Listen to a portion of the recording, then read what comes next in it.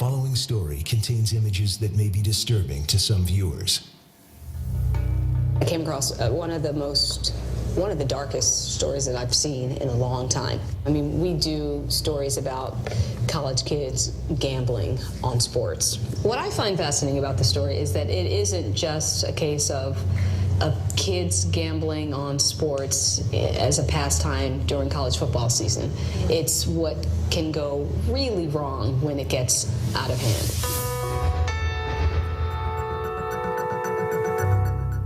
Family and friends say the 28-year-old was heavily into gambling. Investigators say they positively identified all three of the victims. He wanted to make sure there was no witnesses, and he killed everyone in that apartment.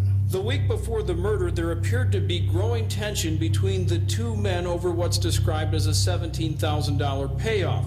Detectives believe the UW student squandered tens of thousands of dollars given to him for college gambling. Did you have questions for him? Why, over a bet, did you kill 3 kids? Ncaa Mark Wu was a quiet 19-year-old who had come from Taiwan in the fall of 2002 to attend the University of Wisconsin. By the spring of 2003, Wu had gotten caught up in the nationwide surge of gambling on college campuses. Wu started gambling at a local casino sometime in the spring semester, more and more frequently as time went on. In April 2003, Wu met Jason McGuigan, a gun-toting 28-year-old, at the Ho Chunk Casino outside of Madison. McGuigan told Wu he could make him a winner. They seem very different. What did they have in common? Gambling. That was all. That was the only thing they had in common. My son was teaching them about sports gambling. They got involved in offshore betting, where they would set up an account with a place called Olympic Sports in the Bahamas, and they would telephone sports bets into that company. Hi, I'd like to place a bet, please. There are calls that Wu makes to Olympic Sports where it's clear he has no idea what he's doing. He calls up and he tries to ask about the Atlantic Braves. He doesn't even know the name of the team. And you could hear Jason in the background telling him what to do. I'd like to know who the pitchers are for the baseball game, Atlantic at New York. No, Atlanta Braves. Yeah. Should be Maddox and Glavine. Maddox and Glavine? He's not a sports fan. It's not the thrill of competition of the sport. It's that thrill you get from gambling. For Ncaa Wu, that thrill had a price tag. By the end of his freshman year, Wu, often guided by Jason McGuigan, had burned through over $72,000 from a family bank account. His alarmed parents told their son they were flying in from Taiwan to take him back home. Desperate to recover some of his losses, Wu again turned to Jason McGuigan and asked him to place one more large bet for him on a game between the Pittsburgh Pirates and the Cleveland Indians on June 21st, 2003. Throughout the course of that day, Meg made phone calls to Olympic Sports and found out that the teams he had bet on had actually won. I'd like to check the last Major League Baseball results. Pittsburgh at Cleveland. 7 Pittsburgh, 6 Cleveland. Which he was going to put in his bank accounts so that when his parents got here in a few days, he could show his parents that he had money. He announces this to Jason in front of a group of people, saying, "You just won me 17 grand.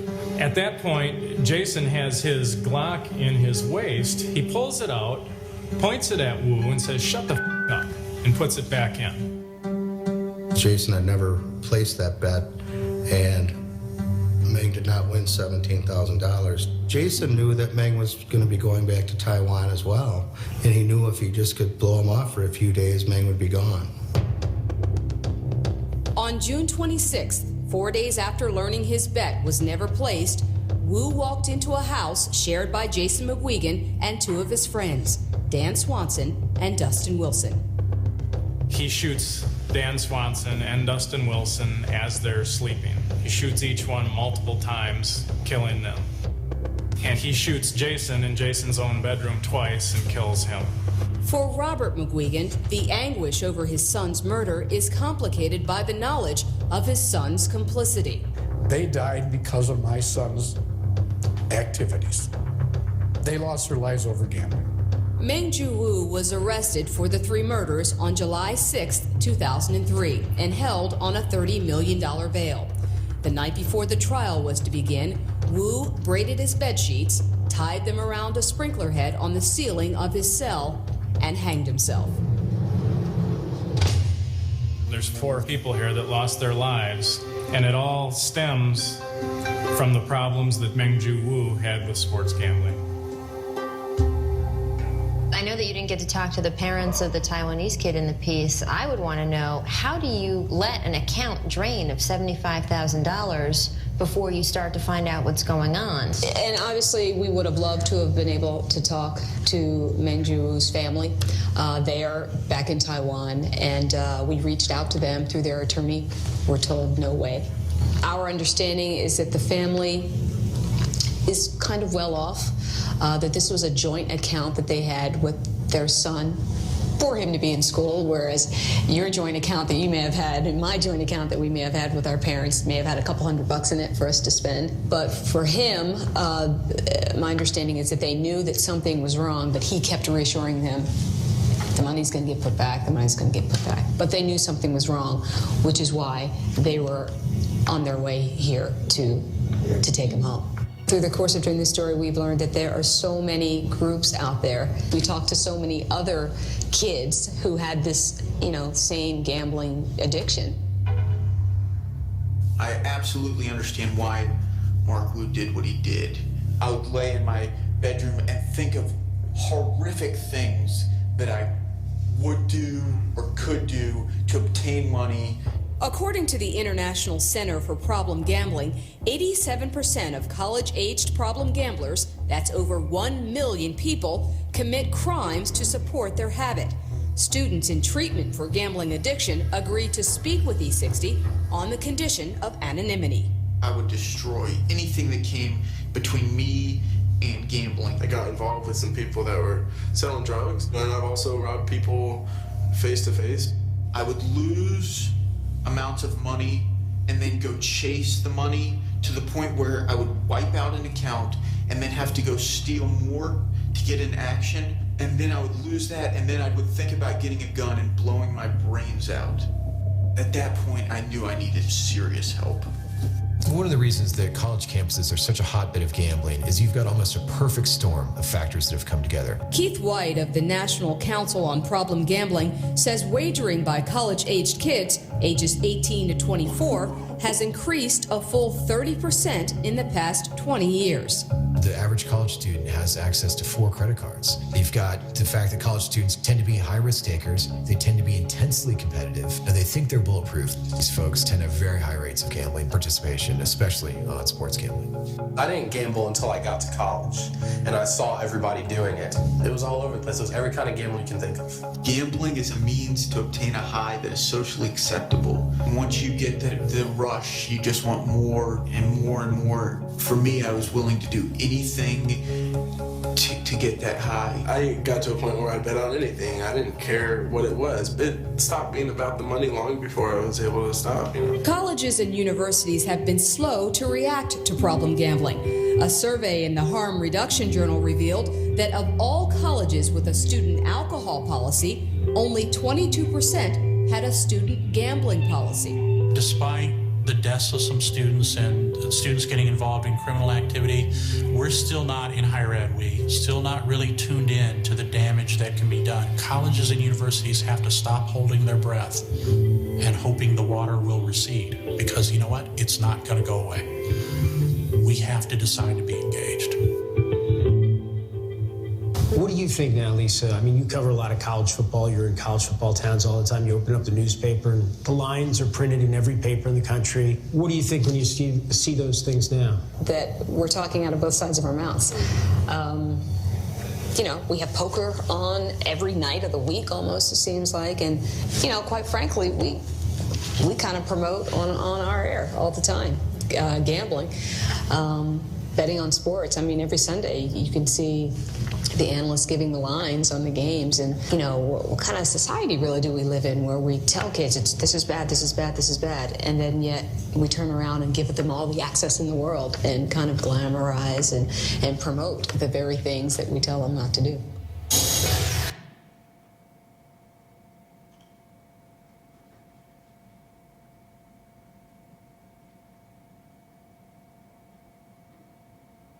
Well, today we're learning more about another man's murder years ago that began with a gambling addiction. Now his father is trying to help others while he can.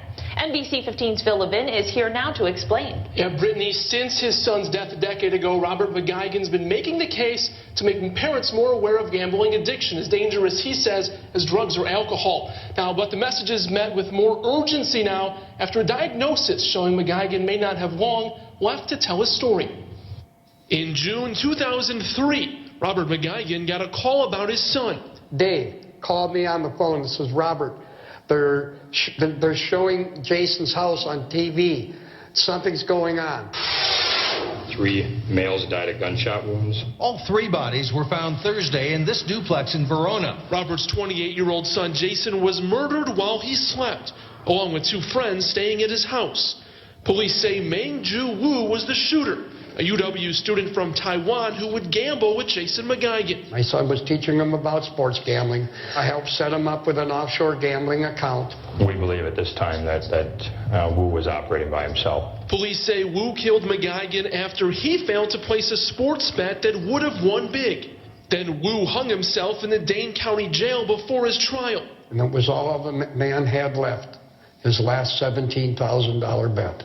That's my son. Since Jason's father wishes he'd known how to spot addiction signs sooner and how to help. I took tough love a little too far. The hardest part with the gambling addiction is that you can't see it, you can't smell it, it's hidden.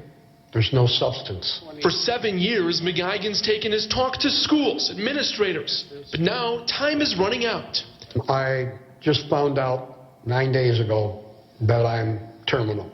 I have cancer. It's inoperable, incurable. I don't have very long to live. McGuigan's fear isn't the other side, but that students and parents won't take the addiction that got his son killed seriously. He fears new movies like Runner Runner. Guaranteed 7 figures in the first 18 months. It can glorify the gambling fast life. They're going to laugh because they're going to say, oh, this ain't going to happen. Well, I'm sorry, it does happen. It scares me that I'm not going to be able to follow through on my dreams, to be able to travel across this country, to be able to bring the awareness out to parents, to teachers.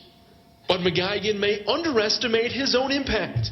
He's got a binder overflowing with notes from students like his son, who say he changed their lives forever. I will never forget that speech. It was a reality check that things like this can happen.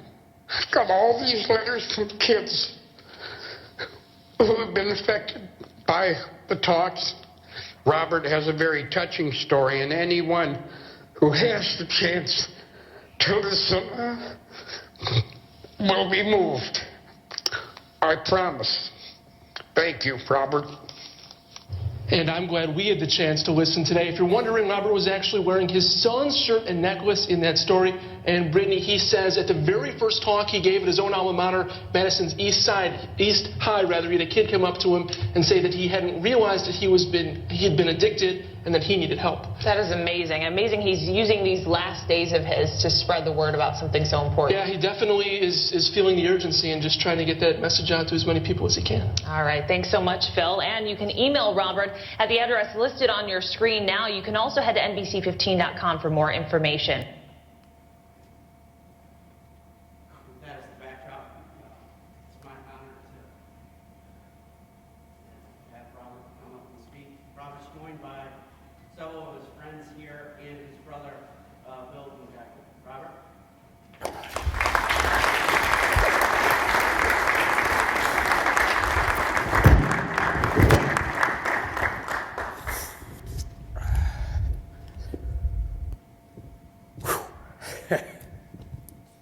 This is something I hope none of you have to ever go through at all.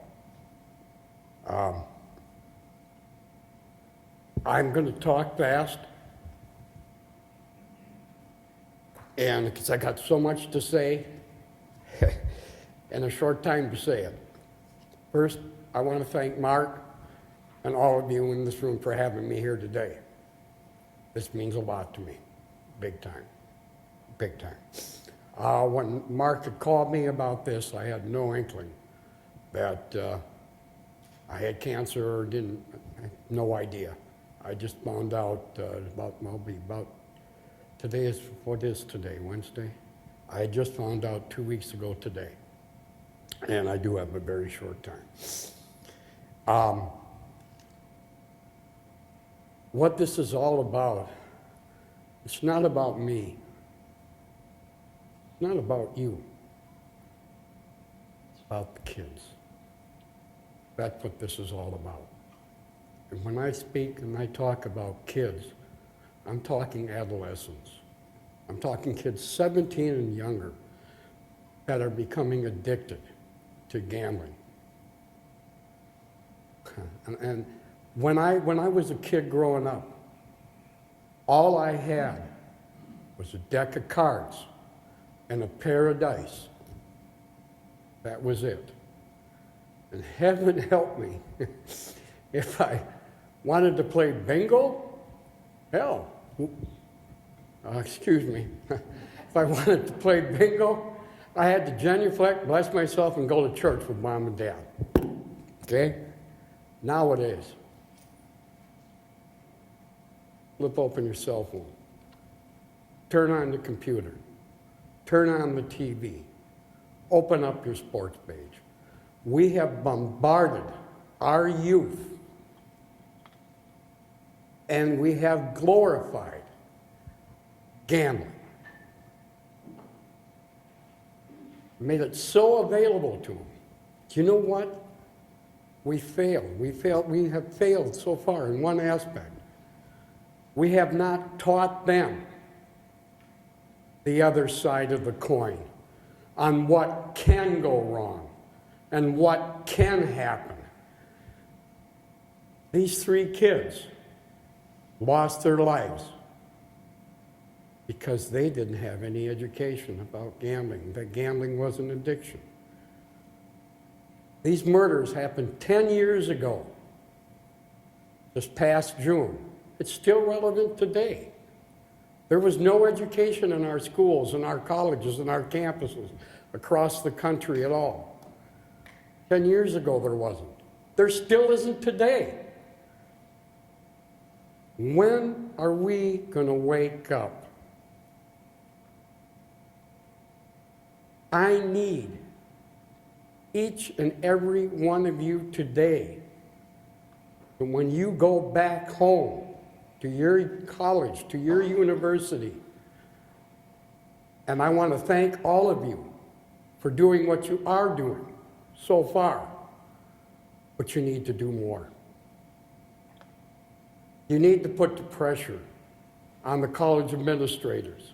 You need to push the pressure on the sports writers, the news broadcasters, everybody, to get this awareness out there.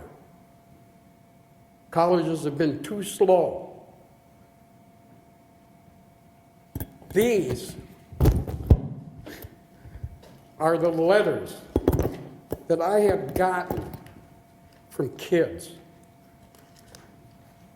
And I haven't even been able to file them all. I never anticipated this. I never expected that. But the kids, that's what tells the whole story. The kids know more about what's going on in the gambling arena than we do. I'm going to read this statement, and I was going to read it at the end as a closing, but I'm going to read it right now because I'm in that flow. And I guess since I'm in that flow, I'm going to read it. I wrote this a number of years ago. This was unedited. And it was very hard to write this. But I want to read what I said, and it goes back to where I'm talking about right now. Gambling today has become more socially acceptable. And as a direct result of that, more and more of our youth are getting hooked on gambling.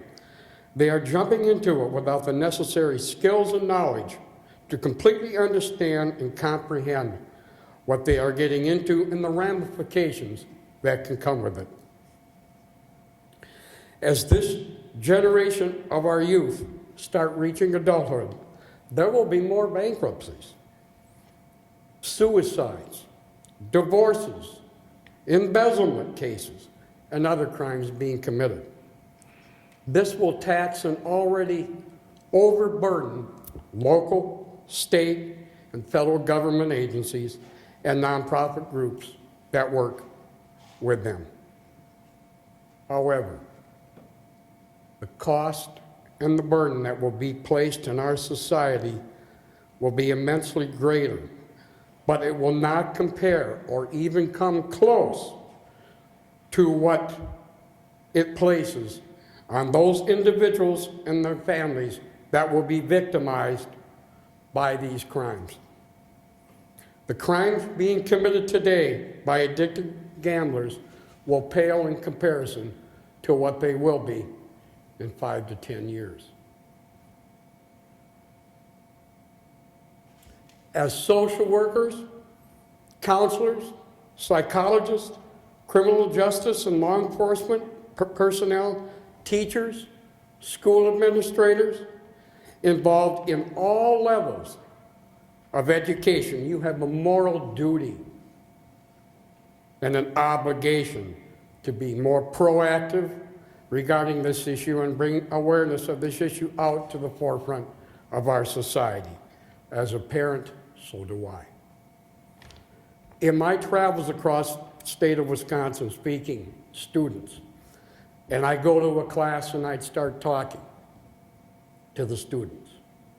When I got done, instead of taking and hopping and taking the short way home, I would take the rural road back home. Instead of a 40-minute drive, I might take 4 hours. But what I was doing on my way home, I would stop at every rural school that I could. I would give them this DVD that was done by ESPN. I would talk to the woman who's doing the AODA programs in schools.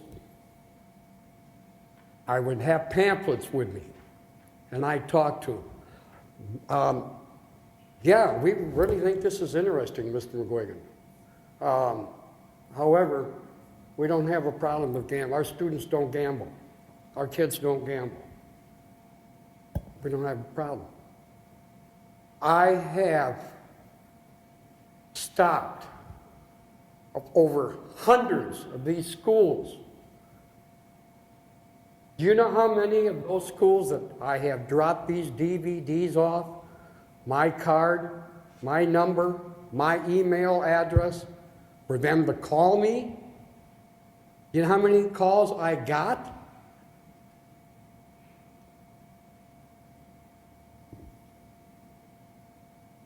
Zero. And I'm not whistling Dixie or blowing smoke. Zero. Why? Because they don't think there's a problem with gambling. Our kids are not gambling. We all know otherwise. They are. Until you folks, until the colleges and universities start addressing it in their campuses and putting programs in place, they're not going to. They're not going to address it. Once you start addressing it, yes, you're going to have to spend the money for the programs, because you're going to have them on campus. Until you start addressing it on your campuses, the high schools and college and middle schools are not going to address it. Bottom line, folks. And that's where it's beginning. By the time the kids reach the schools, your universities, they're already addicted. I need your help. You go back, do everything you can, because it's not going to get any better until you start speaking. Newspapers, TVs. I'm so fed up with newspapers trying to get them to do articles on youth and gambling. The Wisconsin State Journal. I have worked with the city editor trying to get him to do an article on youth and gambling addiction. You know what he told me? Doesn't sell papers. Give me a break. And you know what I told him? I said, what's it going to take? What's it going to take? Is it going to take some young kid to kill himself because he's wiped out his mother and dad's account? And then you're going to do a story? Is that what you need to sell your paper? I told him that. That burns me up to no end. Again, need your help. Talk to the sports editors. Do everything you possibly can, because that's what it's about. It's about the kids. I'm going to talk a little bit about my family. How the gambling started. I taught my son how to play dice. Surprisingly, I didn't teach him about cards because I was an addicted gambler at 8 years of age. And you didn't want to sit at a card table with me because I would take your money. I learned how to play poker at 8 years old. Didn't know it at the time what I was doing, but I was learning how to read your face, your hand, and you. So when you were sitting at that table, I could tell whether you were bluffing, and I can tell when you had a good hand. I grew up in a small town of 600 people. We didn't have a bowling alley. We didn't have a theater. Did the normal thing growing up, camping and fishing and what have you. I had an older brother who didn't like to camp or fish with my other brother and I. He was going down to the local cafe to speak, or he was going down to the local cafe and he was learning how to play cards at 8 years of age. One thing led to another, and the next thing, he's running poker at the house. We'd have, and when he was in high school, he was 6 years older than me. We'd have 5 or 6 tables of kids playing poker through high school. I'm 8 years old, my brother's 14, all the way through high school we had poker parties. I learned how to read. I'd be standing behind one guy playing, he's betting, I don't know whether he had a pan hand or what have you. That's where I learned my gambling. I carried on my gambling into my Navy days.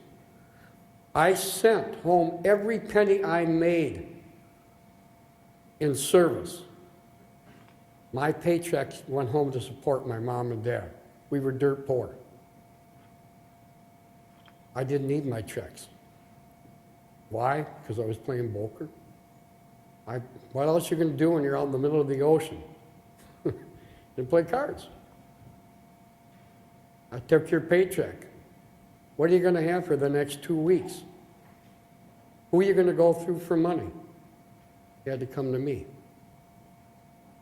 For every $5 I loaned you, I got 7 back. Cycle just continued the whole time. My son,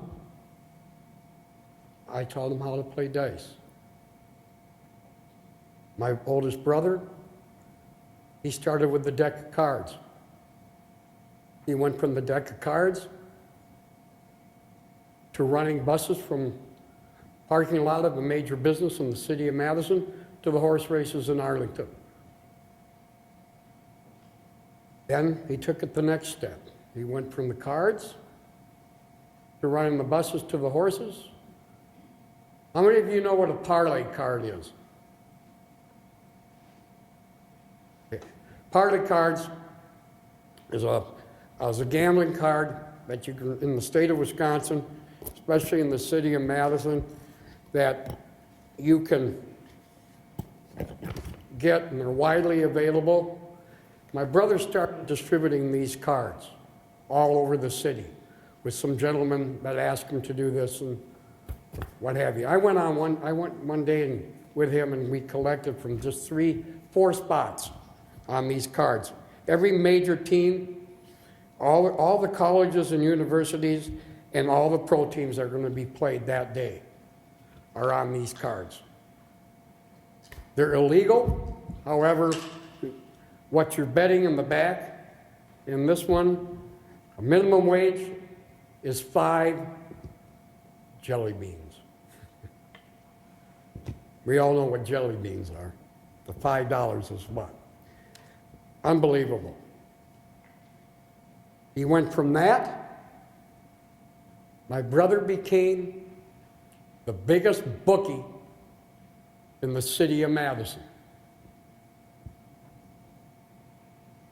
You come to Madison, Wisconsin, you go to a bar or a pub in the city, you ask, did you know Scoop?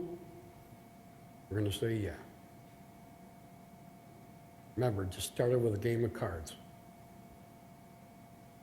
My son started with the dice. Dad was teaching him dice games. Dad had no inkling gambling was an addiction at all. At all. No idea. I mean, it was just fun. It's casual, no problem. Jason went from the dice games, something I didn't have growing up, computer, the internet. I was having a hell of a time with my son in school. Could not figure out what was going on. I'd go to bed, I'm thinking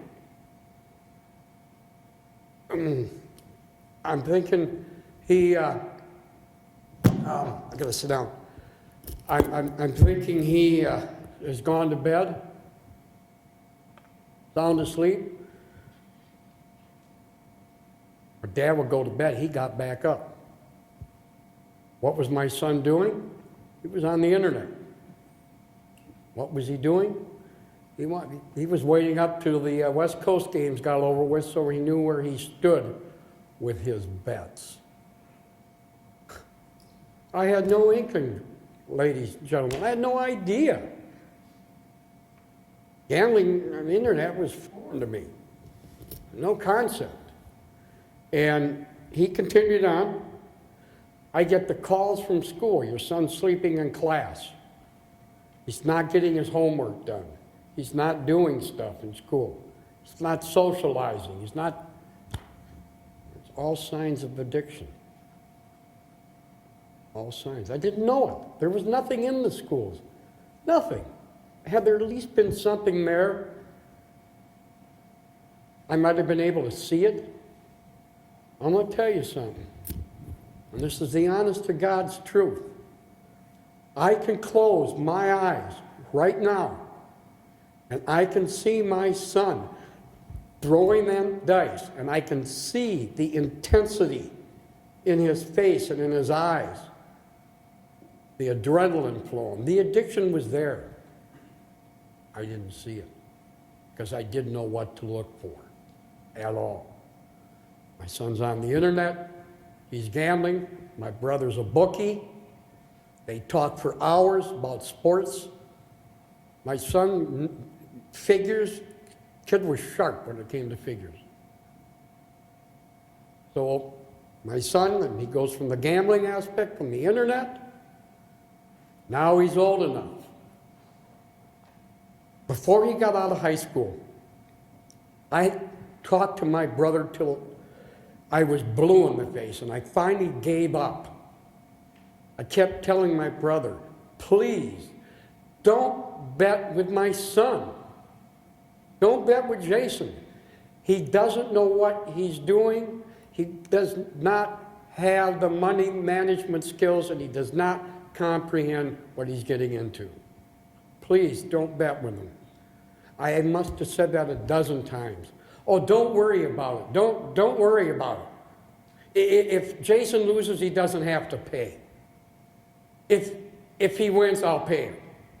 Well, I'm going to tell you what, ladies and gentlemen, that sure was a hell of a winning situation for my son. But it sure as a hell turned into a losing situation for me. Big time. My son got out of school, doing everything on the internet. Guess what? Now he started betting with my brother. Only this time he had to pay. Guess what? My brother cut him off. Why? Jason wasn't paying him. Bookies, no other bookies. My son went from one bookie to another, kept getting cut off. But there's one person that couldn't cut him off. That was the internet. My son needed his fix. He had to have that fix to get that adrenaline flowing. That was coming from the internet. He could get the books. He could get the lines. He could subscribe to different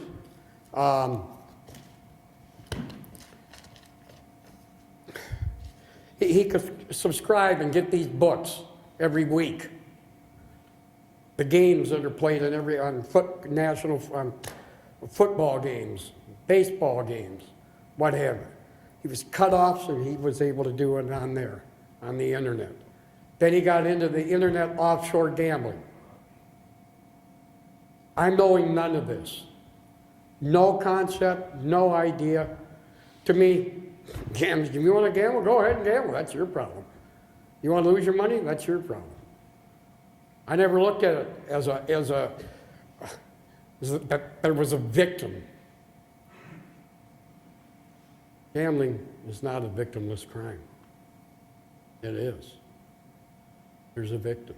My son was a victim. But he continued on gambling. Again, just started with a pair of dice. Then he started going to the casinos. Then he started into the blackjack. Internet. I mean, just like one step at a time. The addiction. Unreal. Unreal.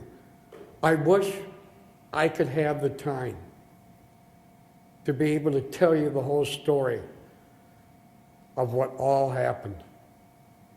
The murders, the whole 9 yards, my whole family. I wish I could tell you the whole thing, because I'll tell you what, it would put you to tears. And you would hear a pin drop, because it's very powerful. The good Lord's got other plans for me. I'm going to see my son here very soon. I need you to carry on what I wanted to do, not that I'm unable to do now. I've left the ESPN video up there. You can grab it when you leave. Please grab one with my card on it, and if you want other ones, there's plenty there. Take them back to your universities. Please distribute them in your conferences, individual conference. Make copies. They can only be used for educational purposes and not for resale. I got to tell you that. I just want to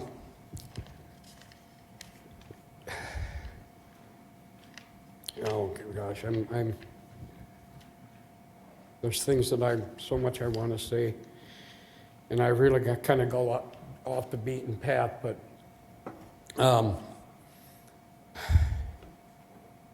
okay. Colleges, universities, media I covered. Oh, I got to tell you this. God, this makes me mad. 2010, I spoke at a conference, of all places, Vegas. Never had been there in my life. Never had been to Las Vegas. And I played my cards in that, but I had no interest in going to Vegas. An organization, and I won't say the name of the organization, asked me if I would come and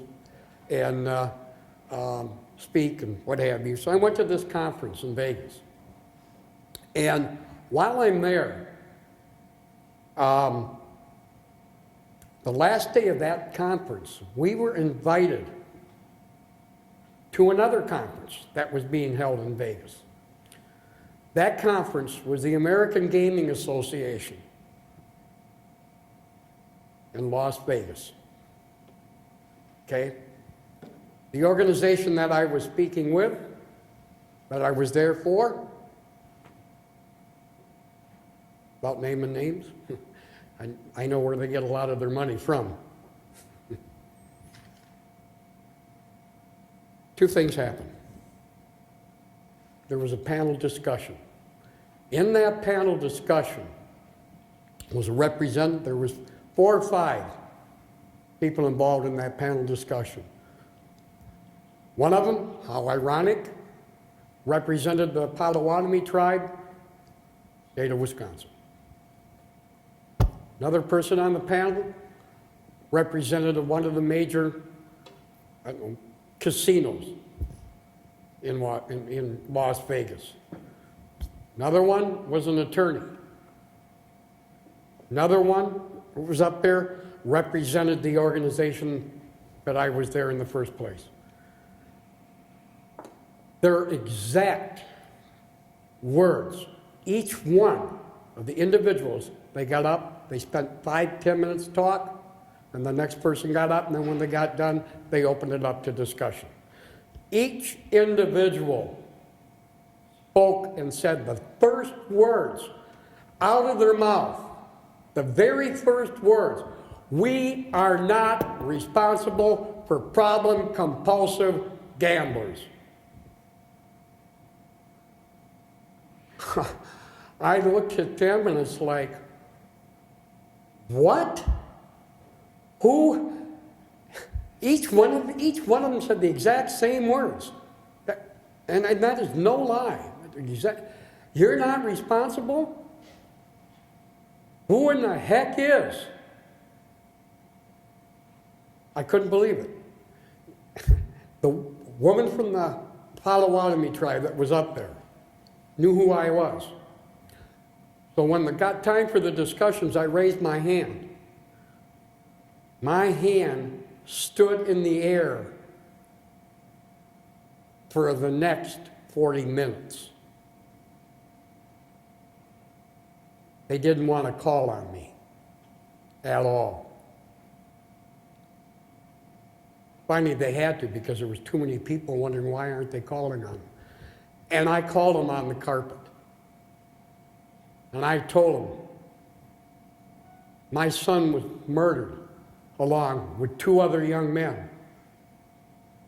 You're telling me, where did you learn it? You're not responsible? I'm sorry, but you are. Get off the track here just 1 second. 3 kids are dead. No. There's more than 3 kids. We all know what rippling effects are. The murderer hung himself the morning of the trial. Number 4. God darn it. Kid at the top, 17 years old. Didn't gamble at all. His sole surviving brother, who could not deal with his brother's death, committed suicide a year later. 5. Dan Swanson, 4 years ago. His only surviving brother couldn't deal with the loss of his brother. They had him in treatment, they had him on other programs, died of a drug overdose at the same age his brother was when he died. 6 kids dead, ladies and gentlemen, over one bet. One single bet. I lost my train of thought. Darn it.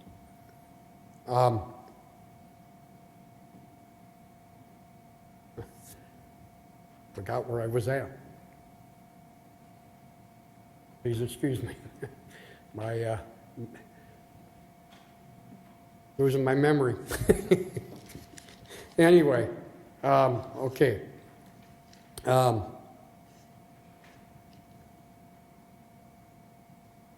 can't remember. Oh, yes, thank you. Vegas. Okay, so that happens. I get and I speak. Okay? And they still said, well, we're not responsible. But one other thing happened to me at that conference of the American Gaming Association conference that just literally blew me away to no end. The whole bottom floor of the Las Vegas Convention Center was filled with all the new gaming equipment, all the new virtual reality machines and everything. I was just in awe, total awe. I don't go to casinos, what have you. Something scared me, gentlemen and ladies, and I hope the heck it scares you. There was a section marked 4th through 8th grade level. Gentlemen, ladies, these are machines. The kids aren't going to be winning money. What are they going to be winning? They're going to be winning tickets. These are machines that are out there that are teaching the kids how to gamble. Where are they going to go? They're going to go into the Chunky Cheeses. They're going to go into the bowling alleys. They're going to be where the kids are going in the malls. Their counterparts are on the internet. I've had people come up to me and say, kids can't gamble online? Want to bet? All you got to do is check the box. You're 18. All you got to do is run down the closest grocery store and get yourself a prepaid credit card. Have at it.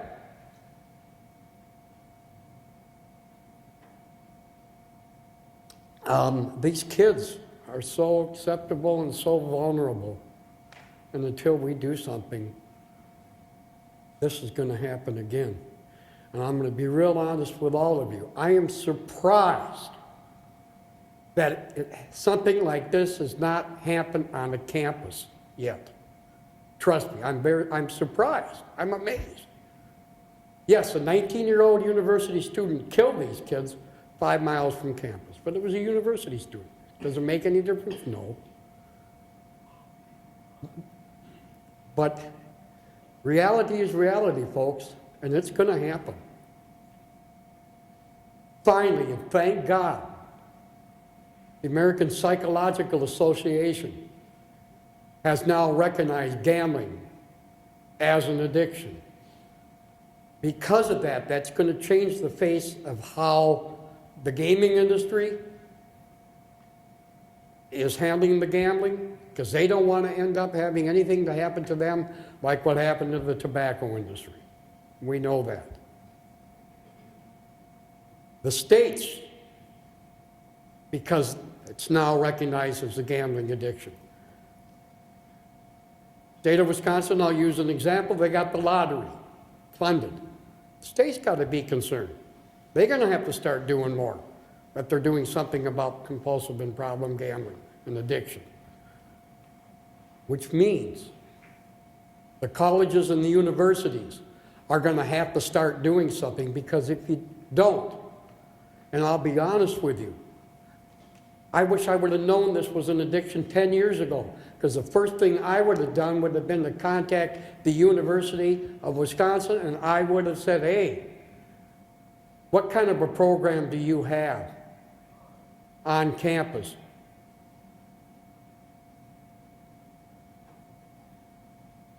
Maybe I could have sued them. I don't know. I have no idea. I'm not an attorney or what have you. And I hope it's the one point, gentlemen, ladies, our kids need you. Our kids need your help. Get out of your cubicles. When you leave that office, and you're away from that office, think about it. Talk to the sports writers. Talk to the schools. Talk to the school athletic directors. Getting back, and I'm jumping here. Athletic directors. How amazing. And last night, I was talking with a gentleman over here sitting, Ward. It's been like a son to me for over 20-some years that I've known the man. First time I spoke was, how ironic, was in front of my alma mater. And a 17-year-old kid came up to me afterwards and said, I have a gambling problem, and was asking for help. But it's how I got to the school to speak in the first place. I was sitting in a pub in Madison by the airport when 4 people walked in, 2 couples. And they were kind of gregarious, and I'm kind of a gregarious individual myself. And we're all kidding around, Packer games playing, we got on the boards and what have you. And his wife happened to win one of the quarters. And I started talking to the guy, and I said, you know, and I told him what happened, and we're sitting there talking about gambling. And where did he just come back from? He had just gotten back from Vegas. And I told him, I said, if I ever have a chance to talk to kids and youth about gambling, I'd sure love to. And he didn't know who he was. I just started talking to him. And then he said, really? He said, do you know who I am? I'm going, no. Well, my name is so-and-so. And I happen to be the athletic director, how ironic, from my alma mater. Athletic director. He oversaw 2 schools. Just coming back from Vegas. I don't know whether he was betting or not. No idea. The fact of the matter is, he's in charge of these schools, and he's an athletic director. Okay? Bottom line is, those are the ones you have to talk to as well. Talking to them, you're blue in the face.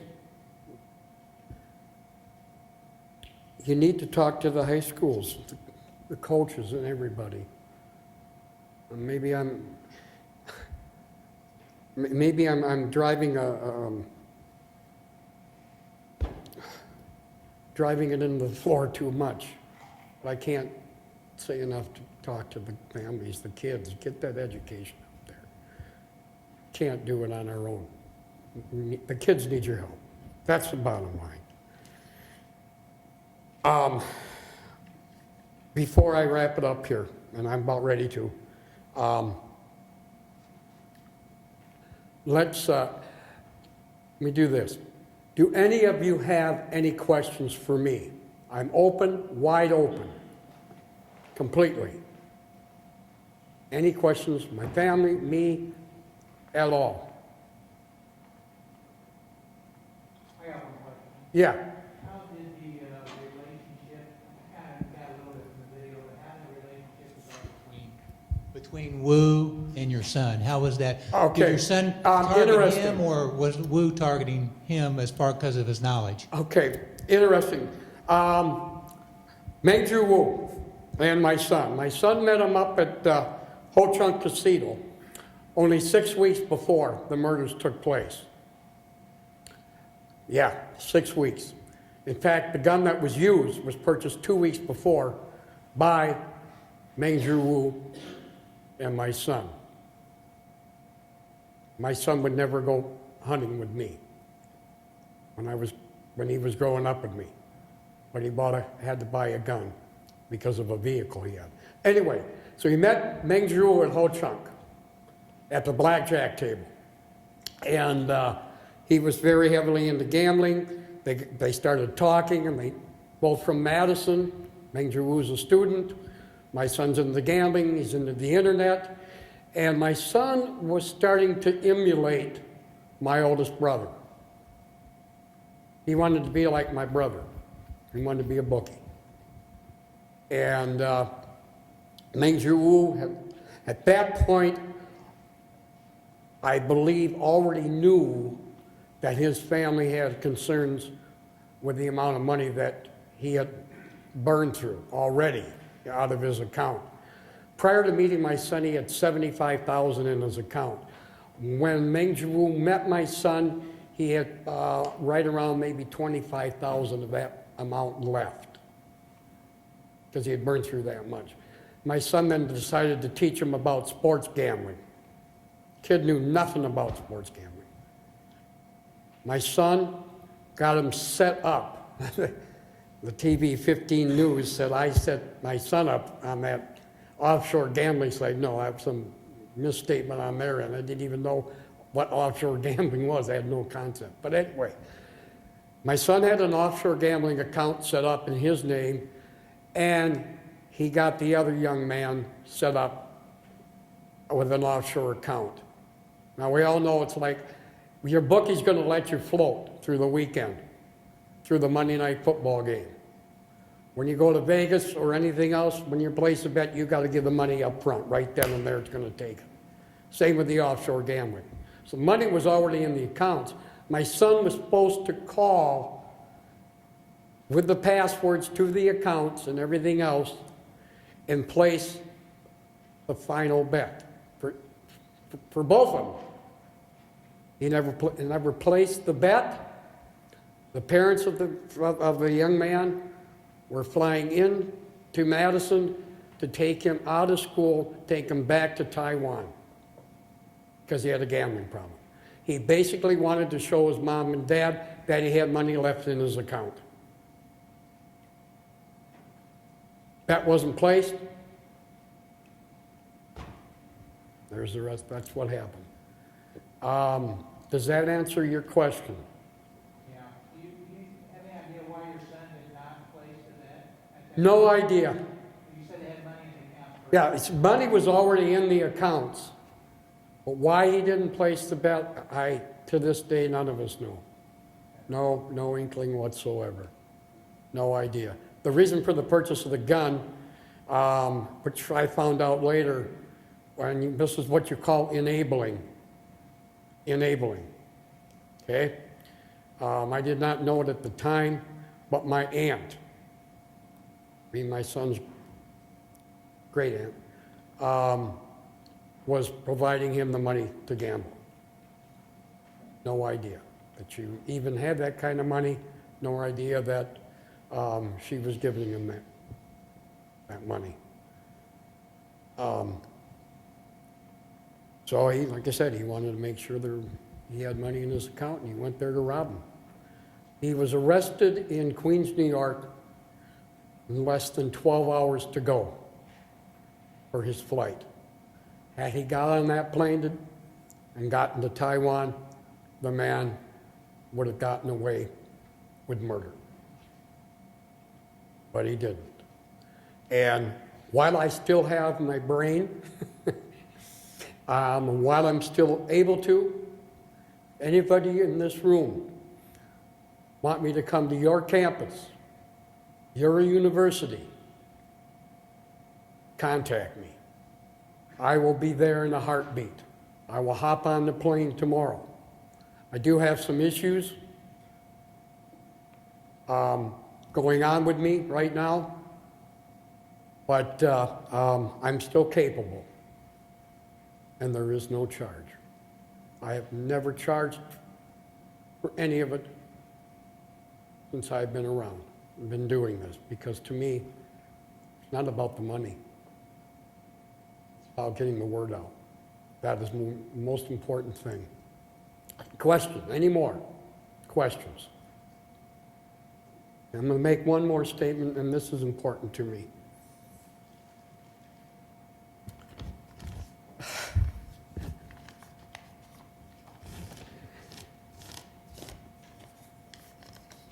And this one's going to be hard.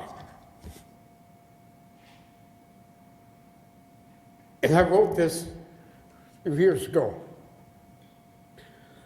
The one question that I have is this.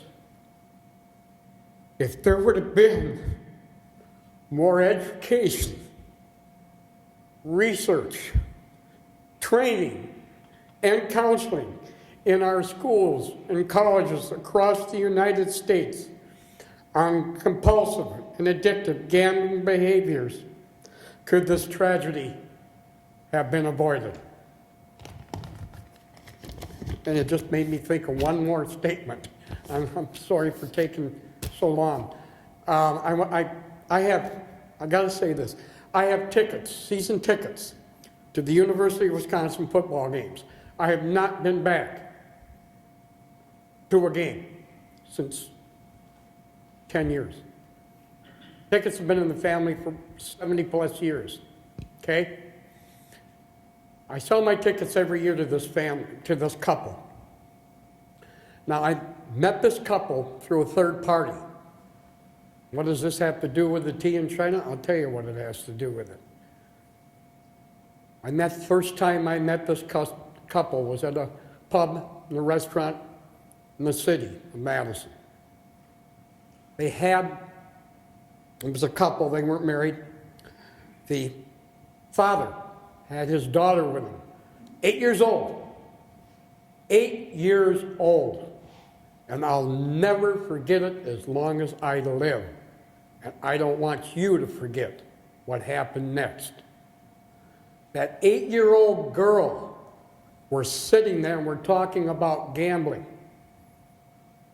Out of the clear blue sky, she says,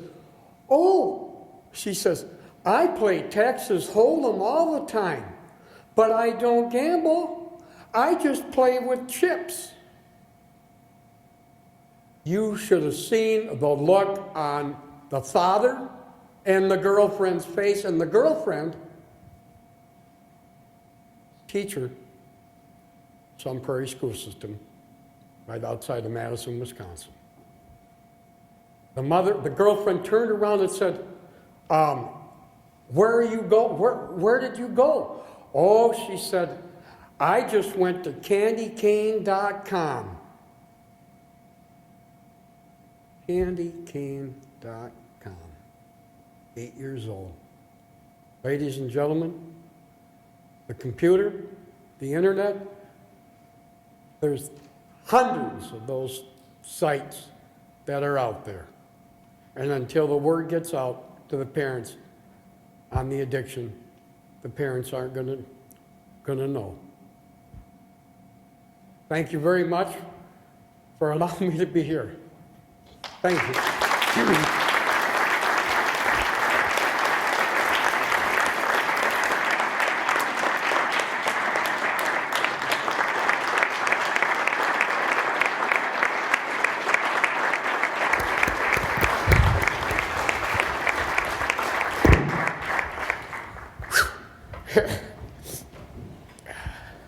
Thanks, Robert. So our next session,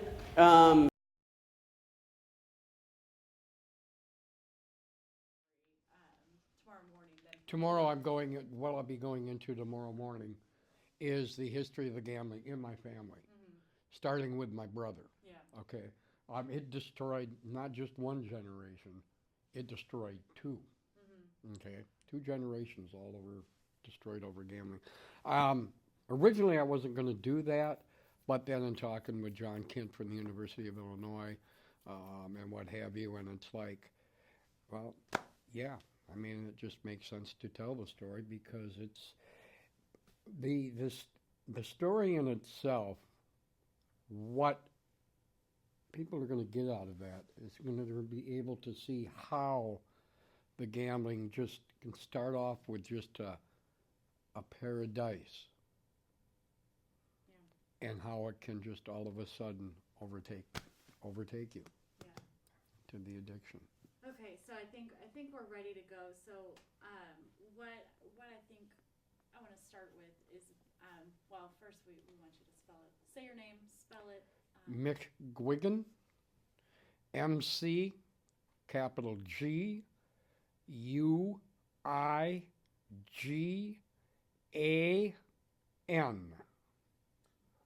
McGuigan. Alrighty. So I think where I want to start is if you could just maybe talk a little bit, if you could, about your son, and maybe just touch a little bit on who he was growing up, and Oh, sure. you know, we don't need the full, since we'll probably get that tomorrow, but just give us just kind of a little background, who he was, and maybe what happened, and if you noticed that affecting him at all. Sure. Jason just was he was a great kid. Heart of gold, would give his shirt off his back to anybody. It was very white, everybody that was around him, you couldn't help but love the young man. One of the things we did, Emily, for bonding was our fishing and our camping trips. And we did a lot of them. And this is where some of the gambling started. And that, of course, was with Dad and playing the dice. But Jason, he was just, I can't say enough about the man, because he was a good man. And his life was cut too short, and he started to live the life, and he lived life in the fast lane. And sometimes, he lived it too fast, put it that way. But caring, nurturing, loving, it's the best way to describe him. The gambling addiction, did I see it, Emily? No. Had no concept that he was even involved in the gambling like he was, and had no idea gambling was even an addiction and could be. No concept at all. Why? Because there's no education out there. There's no programs in our schools. There's no awareness out there at all. And that bothers me, and that hurts me. I guess a good question here, Emily, would be, what if in our middle schools and high schools that there would have been pamphlets, educational material, a program on gambling addiction, like there has been and like there is for alcohol, for drugs, for smoking, for sex. What would I, have a parent, if it would have been there, I would have heard about that. I would have known what to look for. And maybe I might have seen those signs of my son and the addiction, and have been able to maybe help prevent his death and the death of these other kids. But there was nothing at all. And the murders took place 10 years ago. 10 years ago. And there still isn't anything in our schools today, middle schools and high schools. So by the time they get into the colleges, they're already addicted. And again, they get into college, guess what? There's no programs on the campuses. Why? And I keep asking myself, why aren't there the programs out there? And I'm probably wrong in my thinking, but I look at it as, okay, why aren't the administrators, the presidents, and the college campuses doing anything to bring awareness out there and have programs for their students.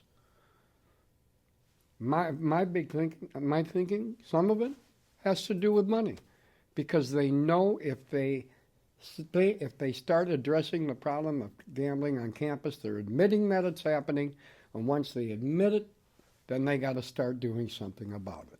And doing something about it takes money. Yeah, for sure. One thing to keep in mind, if you could make sure to not use my name in it.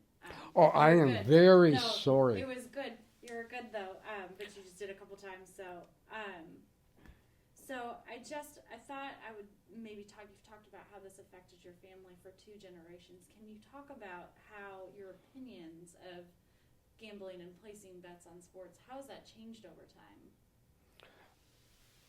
I mean, please, I'm sorry. Okay, yeah. Maybe from, you mentioned how as a family, you guys had just little bets here and there. So from when... I mean, how it progressed. Yeah, so maybe you didn't think it was a big deal. No, not at all. So maybe talk a little bit about that, of how you once viewed sports, and then to how you view it now, and what the change was between how you used to think about, maybe not to put words in your mouth, but maybe you thought that it was harmless or not that big of a Victimless. deal, to how you feel about it now. Sure. Growing up as a young man myself, all I had was a deck of cards and a pair of dice. And if you wanted to play bingo, well, heaven help us, you had to genuflect, bless yourself, and go to church with mom and dad. And of course, it's a different ball game today. But I played friendly games of cards with my mom and my dad. And growing up, I didn't think anything of it. Didn't think anything wrong. It was just a social gathering. Families get together, play some cards, have a good time, dirty clubs, euchre, poker a little bit.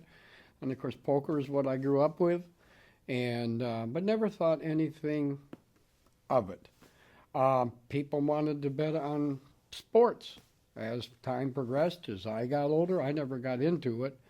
But my older brother got into betting on sports and got very heavily involved in the gambling.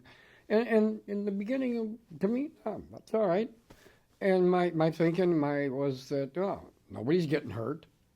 No, nobody's getting hurt at all over the gambling.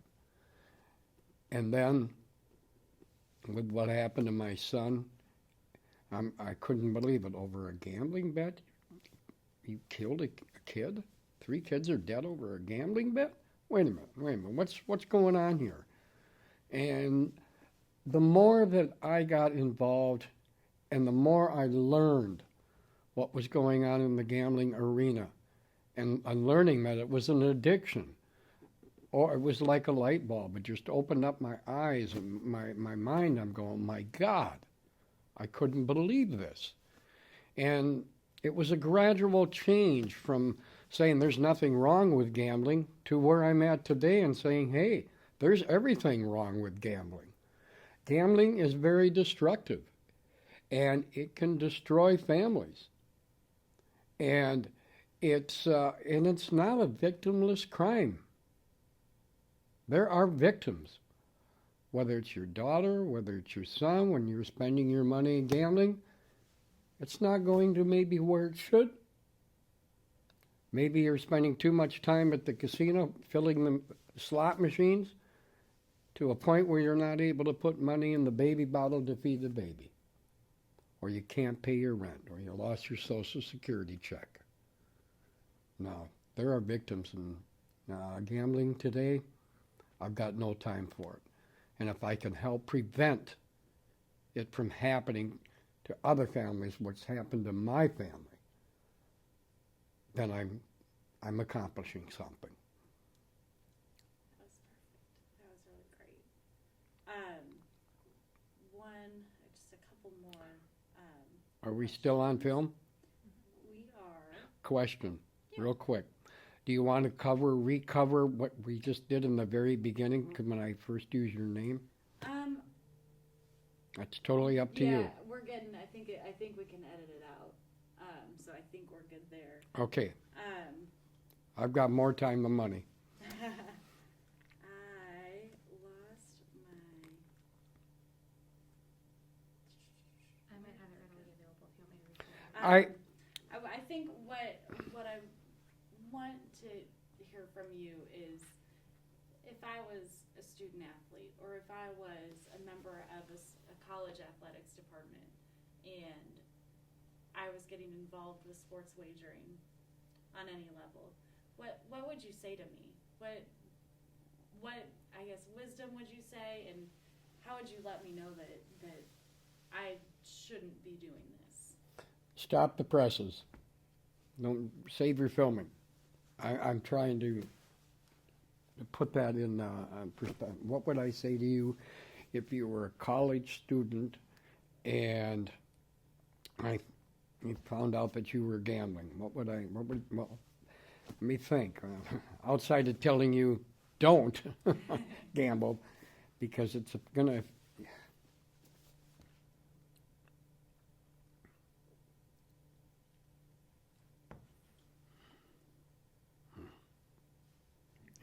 It should be an easy question, but it's not, and it's a good one. And we could. Let me kind of.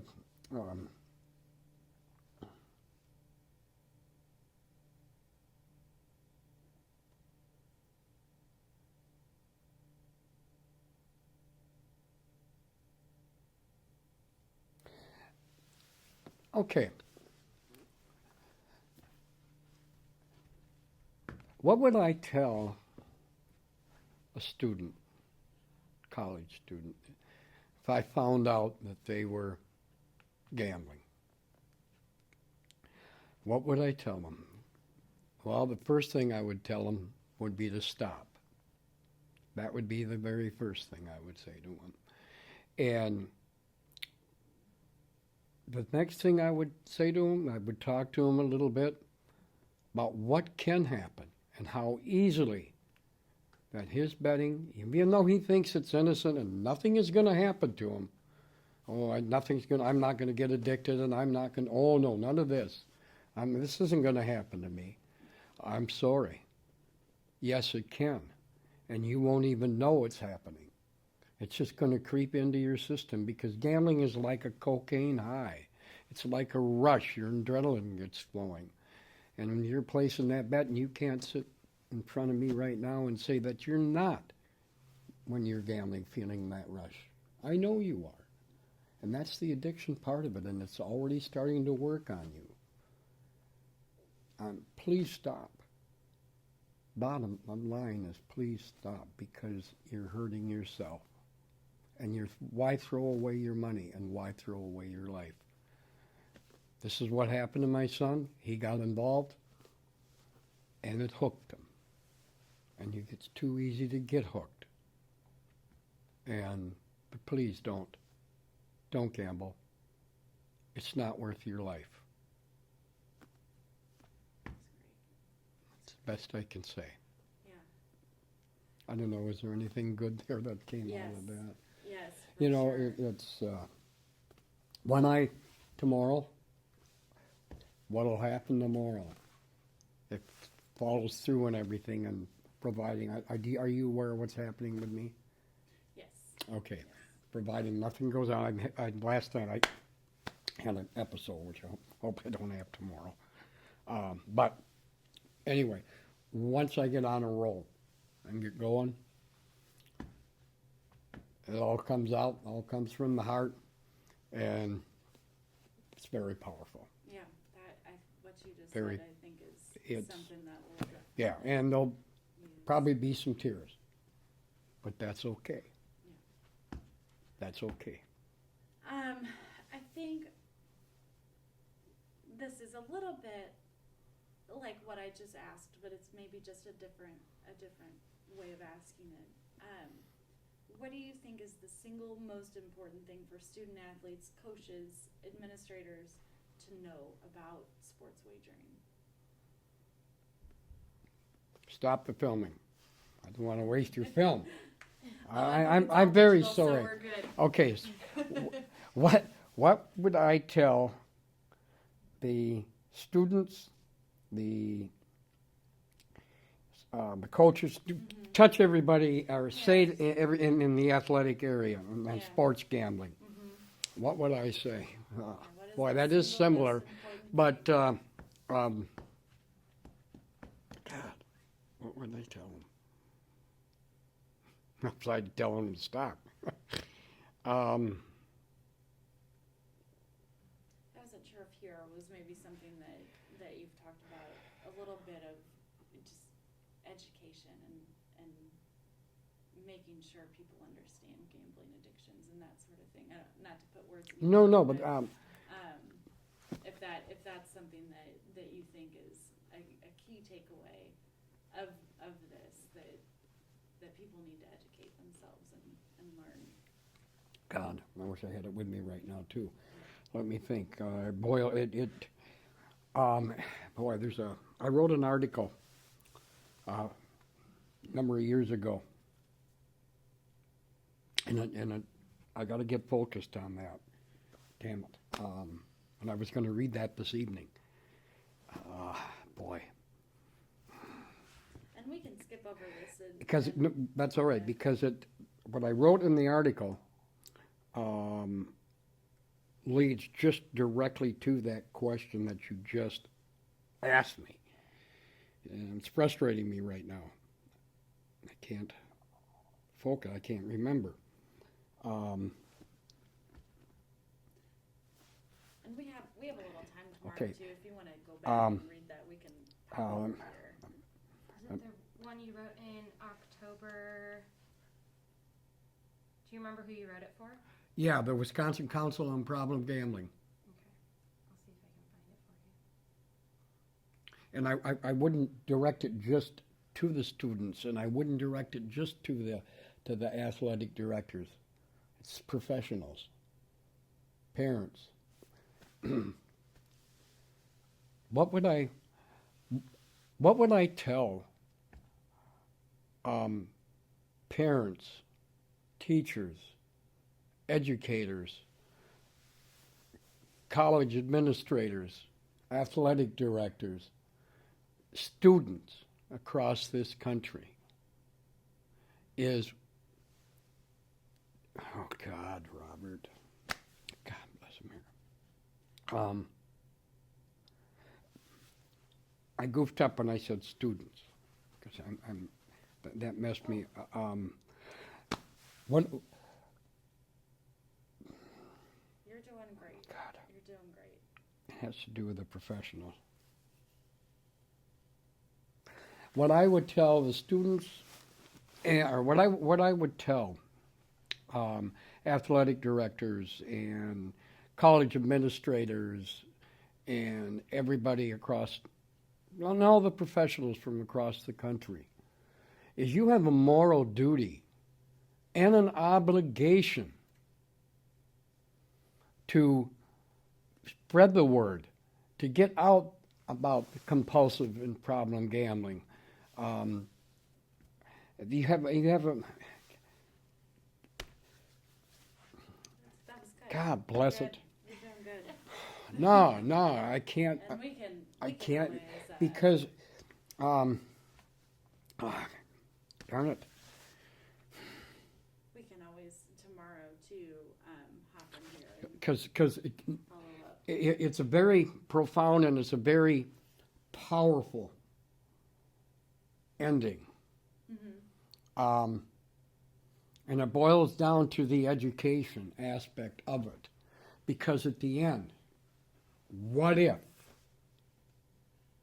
that education had been out there?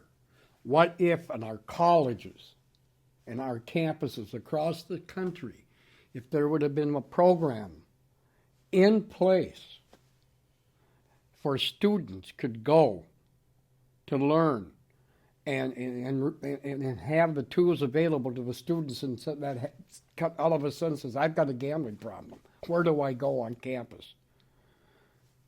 They got a place to go. They could learn. if we had that available, one, when my son was growing up and in schools, and if that would have been available, could I have prevented possibly my son's addiction, and possibly saved his life from the addiction? And if it would have been available, the young man who murdered my son was addicted and a college student. What if there would have been a program on campus that could have helped him, that could have helped prevent this from happening? Because I'll tell you what, I'm amazed that this has not happened on campus, on a campus across the country. I'm amazed it hasn't happened yet, because in all honesty, it's gonna. And the colleges and universities better soon wake up, or they're gonna find themselves behind the 8 ball, and they're gonna have to deal with what I've dealt with. And I don't want that to happen to nobody.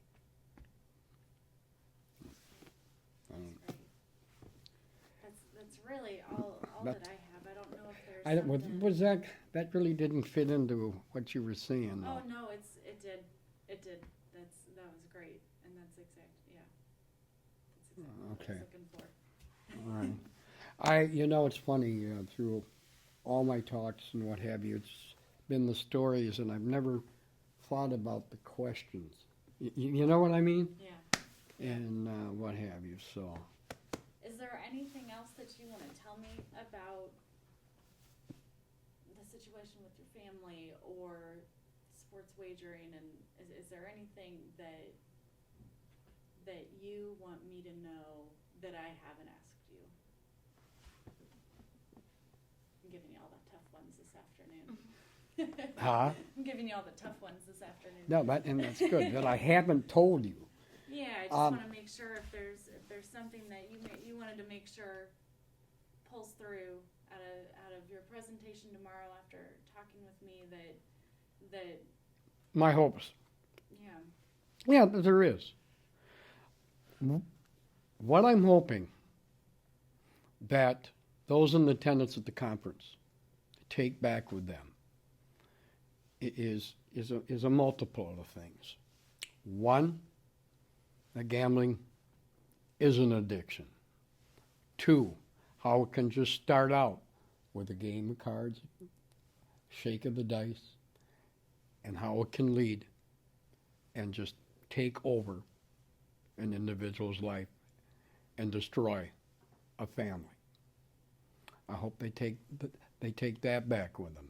They can see the steps, the progressive steps on how an individual just starting out with a game, with a deck of cards, and how it led to the gambling on the internet, and how that addiction just creeped in and just took a hold of my son and my brother. And I'm hoping that they learn from that, and what they take back more than anything else is the understanding and the urgency that, wait a minute, maybe we better start addressing it on our campuses before something like this happens. That's what I'm hoping they take back. I don't know. Yeah, great. Anything else you got, or else we'll let you Well, yeah, get back to it. Yeah, you'll hear quite a bit of it tomorrow. Yeah, we'll be The there. whole story. It's not only it's about how the gambling all started. It's really.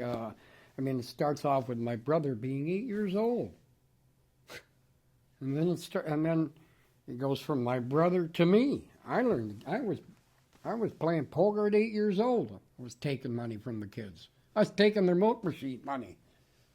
So I'd have money to feed the milk machine. That carton of milk at that time cost 2 cents. and in the progression. And then from my brother to me to my son. It just step by step by step. And they're also going to take, rippling effect that by the gambling the rippling effect that it can have on other family members and on those around those family members, and the damage that can be done, and then the rippling effects of that and the aftermath. That is something I hope they take back as well. Okay.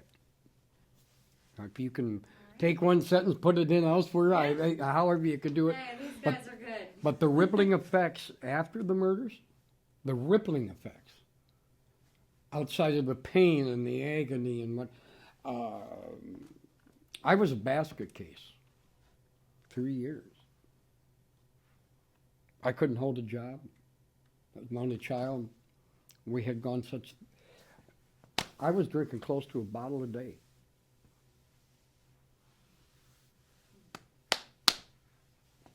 That was one of the rippling effects. And then a light bulb went off, and it was like, Jason, I think, tapped me on the shoulder and said, Dad, this ain't what I want. And then I put myself back together and started doing the talking. But the damage that was done and the rippling effects after was unbelievable. And you'll hear this tomorrow, but the 17-year-old kid that was murdered, a year later, his only surviving brother killed himself because he couldn't deal with the loss of his brother. Okay? 1 year after. The 25-year-old that was killed, his only surviving brother that couldn't deal with the loss of his brother. They had him in treatment for drugs and alcohol and the whole 9 yards. He died of a drug overdose at the same age his brother was when he died. And there's more. It's unreal. But you'll get that all tomorrow. Great. So. All right. Well, if there's anything else that you think about, we'll be there tomorrow morning, and if there's anything that you can think of that you don't get in your presentation or you want to have maybe in this, we can always bugbear it again and see if. I didn't mean to make the job tough. Oh, no, not at all. Not at all. But I appreciate you coming and sitting down with us for a little bit and talking to us. I know. Oh, I want to thank you very much yourself. This is, I'm sure, a tough thing to talk about, and Oh, it is. I think it'll help Mark in his outreach to schools to be able to tell this story. So Good. thank you. You're entirely welcome. We'll get you back. All righty.